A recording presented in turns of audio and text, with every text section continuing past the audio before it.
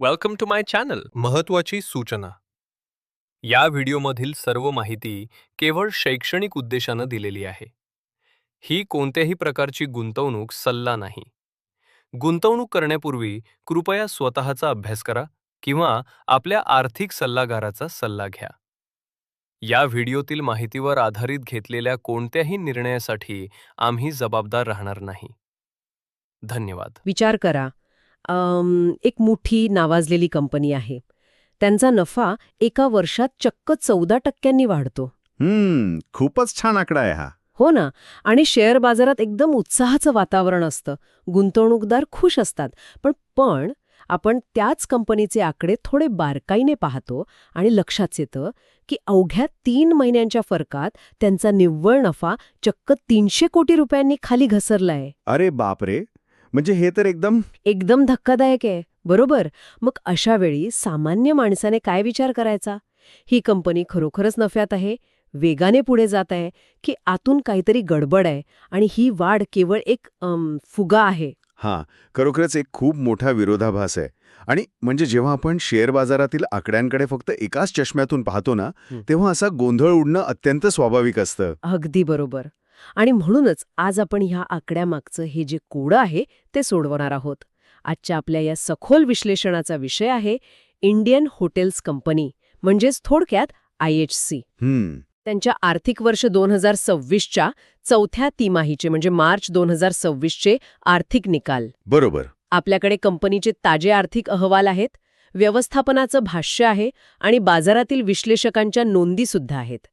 पण आपलं आजचं उद्दिष्ट हे ताळेबंदावरचे आकडे फक्त एखाद्या बातमीसारखे वाचून दाखवणं नाहीये. नक्कीच नाही. तसं केलं तर ते खूपच कंटाळवाणं होईल. हो. तर आपल्याला त्यामागील का आणि कसे समजून घ्यायचेत.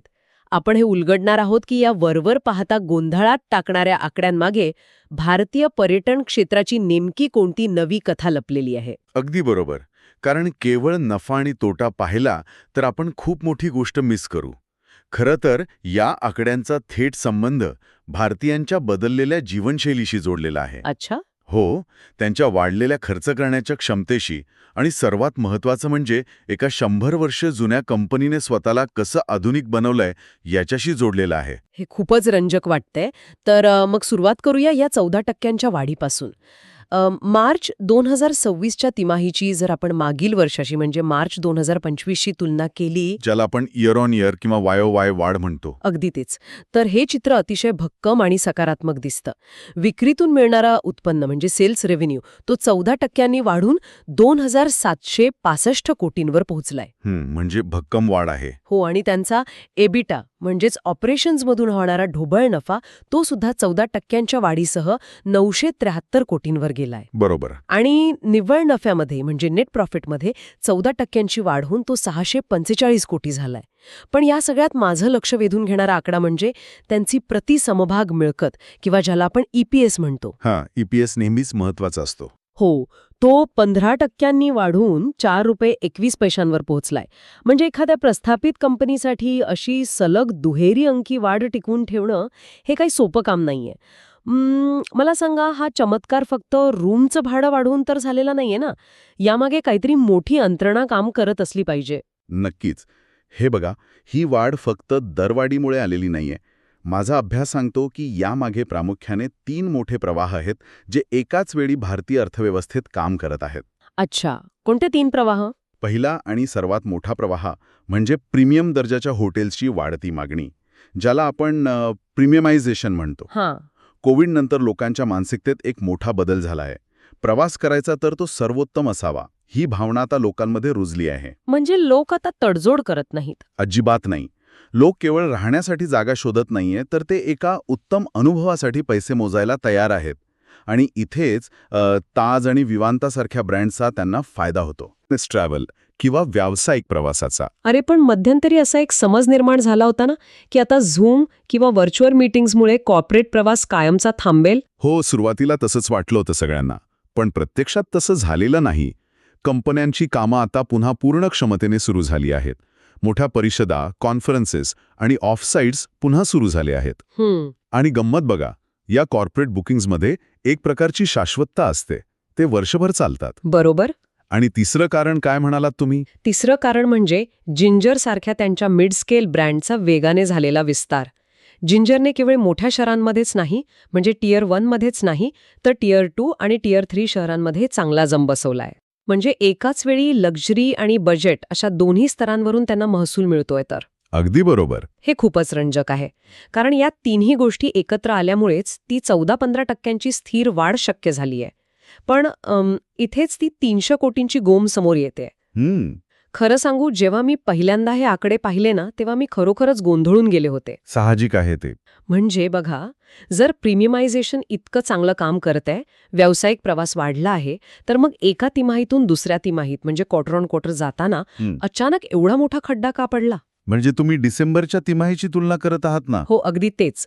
जेव्हा आपण याच मार्च 2026च्या तिमाहीची तुलना अगदी आधीचा म्हणजे डिसेंबर 2025च्या तिमाहीशी करतो, तेव्हा चित्र पूर्णपणे उलटं होतं. डिसेंबरमधील विक्री उत्पन्न 2,842 कोटी होतं, जे मार्चमध्ये किंचित घसरून 2,765 कोटींवर आलं. इथे फार फरक नाहीये. नाही, इथे नाहीये. पण एबिटा मार्जिन्स 1,076 कोटींवरून थेट 973 कोटींवर खाली आले. बरोबर.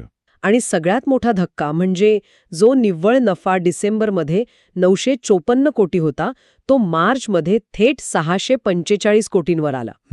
खूप मोठी घसरण आहे ही. हो ना, म्हणजे अवघ्या 3 महिन्यात 300 कोटी रुपयांची लक्षणीय घसरण. EPS सुद्धा 6 रुपये 35 पैशांवरून 4 रुपये 21 पैशांपर्यंत खाली आला. जेव्हा एखादा सामान्य गुंतवणूकदार हा आलेख पाहतो, तेव्हा त्याला वाटतं की कंपनीची वाढ खुंटली आहे किंवा हा हॉटेल व्यवसायातील सुवर्णकाळाचा शेवट आहे. जेव्हा आपण सलग 2 तिमाहींची तुलना करतो आणि असा मोठा फरक दिसतो, तेव्हा अशी भीती वाटणं साहजिक आहे. पण इथे आपल्याला आर्थिक विश्लेषणातील एक अत्यंत महत्त्वाची संकल्पना समजून घ्यावी लागेल. कोणती? ती म्हणजे हाय बेस इफेक्ट आणि हंगामी परिणाम, म्हणजेच सीझनॅलिटी. हे बघा, हॉटेल व्यवसाय हा कोणत्याही फॅक्टरीसारखा नसतो जिथे वर्षभर समान उत्पादन आणि विक्री होते. बरोबर. हा व्यवसाय पूर्णपणे हंगामावर चालतो. आणि भारतात ऑक्टोबर ते डिसेंबर ही तिसरी तिमाही म्हणजे हॉटेल व्यवसायासाठीचा सर्वात मोठा सुगीचा काळ असतो. अच्छा, म्हणजे सण आणि सुट्ट्यांचा काळ म्हणायचंय तुम्हाला? केवळ सुट्ट्या नाही. ऑक्टोबर ते डिसेंबरमध्ये दिवाळी असते, नाताळ असतो, नवीन वर्षाचं स्वागत असतं. जगभरातून अनिवासी भारतीय म्हणजे NRI या काळात भारतात येतात. बरोबर आहे. विदेशी पर्यटकांसाठी भारतातील हवामान याच काळात सर्वात अनुकूल असतं. पण या सर्वांपेक्षाही एक मोठी इंडस्ट्री या काळात पूर्ण क्षमतेने काम करत असते. कोणती इंडस्ट्री? ती म्हणजे भारतीय विवाह संस्था किंवा वेडिंग इंडस्ट्री. अरे हो, लग्नसराई. अगदी. ताजसारख्या हॉटेल्समध्ये होणारे डेस्टिनेशन वेडिंग्ज, तिथले बँक्वेट हॉल्स, केटरिंग या सर्वांमधनं मिळणारा नफा हा प्रचंड असतो. त्यामुळे डिसेंबर तिमाहीचे आकडे नेहमीच एका अपवादात्मक उंचीवर असतात, ज्याला आपण हाय बेस म्हणतो. अच्छा, आता माझ्या लक्षात आलं.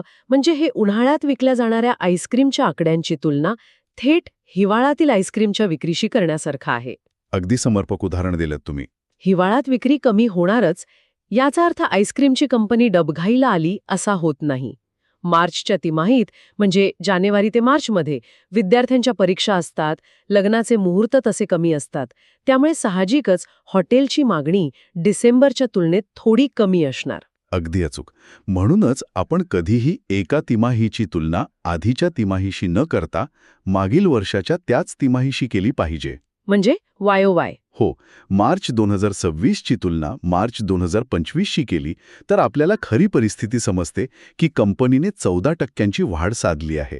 डिसेंबरच्या त्या विक्रमी आकड्याशी मार्चची तुलना करणं हे मुळात चुकीच्या मोजपट्टीने मोजण्यासारखं आहे. हे स्पष्टीकरण खरंच खूप महत्वाचं आहे, कारण यामुळे तो 300 कोटींच्या घसरणीचा जो गैरसमज होता ना, तो दूर होतो. पण यातून मला आणखी एक वेगळा प्रश्न पडलाय. विचारा ना. जर हा व्यवसाय इतका सीझनल किंवा हंगामावर अवलंबून आहे, तर ही एक मोठी डोकेदुखी नाही का? म्हणजे कंपनीच्या व्यवस्थापनाला माहिती असतं की काही महिने भरपूर नफा होणार आणि काही महिने उत्पन्नात मोठी घट होणार. मग अशा अस्थिर उत्पन्नावर एखादी कंपनी आपला वेगाने विस्तार कसा काय करू शकते? कारण त्यांना नवीन हॉटेल्स तर उघडायचीच आहेत. इथेच त्यांचा तो ॲसेट लाईट मॉडेलचा मुद्दा चर्चेत येतो ना. बरोबर. आणि हाच तो दुवा आहे जो इंडियन हॉटेल्सला त्यांच्या स्पर्धकांपासून वेगळा ठरवतो. कसं काय? पूर्वी हॉटेल व्यवसायाचं मॉडेल खूप सरळ पण अत्यंत खर्चिक होतं. तुम्हाला नवीन हॉटेल उघडायचं असेल तर आधी मोक्याच्या ठिकाणी कोट्यवधी रुपये खर्च करून जमीन घ्या. हो, जागेचे भाव तर गगनाला भिडलेत. मग त्यावर 5-6 वर्ष बांधकाम करा, त्यासाठी बँकांकडून मोठी कर्जे घ्या आणि मग हॉटेल सुरू झाल्यावर त्या कर्जाचे हप्ते फेडत बसा. या प्रक्रियेत कंपनीचं खूप मोठं भांडवल एकाच जागी अडकून पडायचं. हां. पण आता इंडियन हॉटेल्सच्या व्यवस्थापनाने आपली रणनीती पूर्णपणे बदलली आहे. ते आता ॲसेट लाईट धोरणावर लक्ष केंद्रित करत आहेत. हे ॲसेट लाईट धोरण नक्की कसं काम करतं हे समजून घेण्यासाठी आपण एक रोजच्या आयुष्यातलं साधं उदाहरण घेऊया श्रोत्यांसाठी. नक्कीच. समजा एखाद्याला स्वतःच्या व्यवसायासाठी किंवा ऑफिसला जाण्यासाठी रोज एका शहरातून दुसऱ्या शहरात प्रवास करावा लागतो. आता त्याच्याकडे 2 पर्याय आहेत. पहिला पर्याय म्हणजे स्वतःची एक महागडी लक्झरी कार विकत घेणे. यात सुरुवातीलाच 30-40 लाख रुपये गुंतवावे लागतात. मग गाडीचा मेंटेनन्स, ड्रायव्हरचा पगार आणि गाडीची किंमत दरवर्षी कमी होणं हे वेगळंच. यात भरपूर पैसा अडकतो. बरोबर. आणि दुसरा पर्याय म्हणजे स्वतःची कार न घेता कॅब सेवा किंवा भाड्याची गाडी वापरणे. यात त्याला प्रवास तर तोच लक्झरी मिळतो, पण त्याचे लाखो रुपये एकाच गाडीत अडकत नाहीत. अगदी बरोबर. इंडियन हॉटेल्सचं मॉडेलही अगदी असंच आहे ना. म्हणजे स्वतःची मोठी जमीन आणि इमारत न घेता दुसऱ्याच्या मालकीच्या मालमत्तेवर स्वतःचा ब्रँड चालवणे. हे उदाहरण अगदी परफेक्ट आहे. याला अर्थशास्त्राच्या भाषेत आपण मॅनेजमेंट कॉन्ट्रॅक्ट म्हणतो. अच्छा. यामध्ये होतं काय की एखादा स्थानिक बिल्डर किंवा व्यावसायिक स्वतःचे पैसे गुंतवून हॉटेलची इमारत उभी करतो, पण त्याला ते 5 स्टार स्तरावर कसं चालवायचं याचा अनुभव नसतो. तिथे इंडियन हॉटेल्स येतं. म्हणजे ते फक्त व्यवस्थापन पाहतात. अगदी. ते म्हणतात, इमारत तुमची, पण यावर पाटी ताज किंवा विवांताची असेल. आमचं सॉफ्टवेअर, आमची ट्रेनिंग सिस्टीम, आमचे शेफ आणि आमचे स्टँडर्ड्स इथे लागू होतील. यातून मिळणाऱ्या एकूण उत्पन्नातील काही टक्के वाटा इंडियन हॉटेल्सला मिळतो. यात इंडियन हॉटेल्सचा फायदा तर स्पष्ट दिसतोय की त्यांना स्वतःचे करोडो रुपये गुंतवावे लागत नाहीत. पण जो मालक आहे तो आपला नफा का वाटून घेईल? कारण ताज या नावातच एक मोठी ताकद आहे, ज्याला आपण प्राइसिंग पॉवर म्हणजे किंमत ठरवण्याची ताकद म्हणतो. जर त्या मालकाने स्वतःच्या नावाने हॉटेल सुरू केलं तर तो एका रूमसाठी कदाचित 5,000 रुपये घेऊ शकेल. पण जेव्हा तिथे ताजची पाटी लागते तेव्हा ग्राहक त्याच रूमसाठी 10,000 ते 15,000 रुपये आनंदाने द्यायला तयार होतात. अरे वा, म्हणजे नुसत्या नावामुळे एवढा फरक पडतो? हो ना, कारण ग्राहकाला खात्री असते की इथे मिळणारी सेवा जागतिक दर्जाची असेल. ह्या वाढीव प्राइसिंग पॉवरमुळे मालकालाही जास्त नफा मिळतो आणि इंडियन हॉटेल्सला कोणतीही मोठी गुंतवणूक न करता हक्काचं उत्पन्न सुरू होतं. म्हणजे विन विन सिच्युएशन आहे दोघांसाठी. अगदी. या ॲसेट लाईट मॉडेलमुळे त्यांची कॅपिटल इफिशियन्सी म्हणजेच भांडवलाचा योग्य वापर करण्याची क्षमता प्रचंड वाढली आहे. म्हणूनच ते आता दरवर्षी अनेक नवीन हॉटेल्स अतिशय वेगाने सुरू करू शकतात. हे मॉडेल ऐकायला खूपच परिपूर्ण वाटते.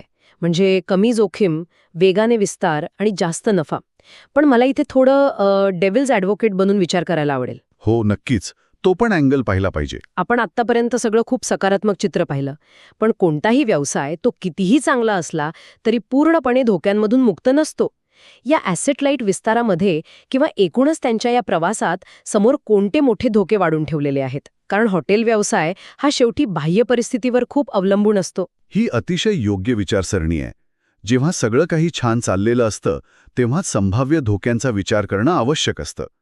इंडियन हॉटेलसमोर सध्या 2-3 मोठे धोके नक्कीच आहेत. कोणते? पहिला आणि सर्वात स्पष्ट धोका म्हणजे वाढता खर्च किंवा ऑपरेटिंग कॉस्ट. आपण पाहतोय की जगभरात आणि भारतातही महागाई वाढतीये.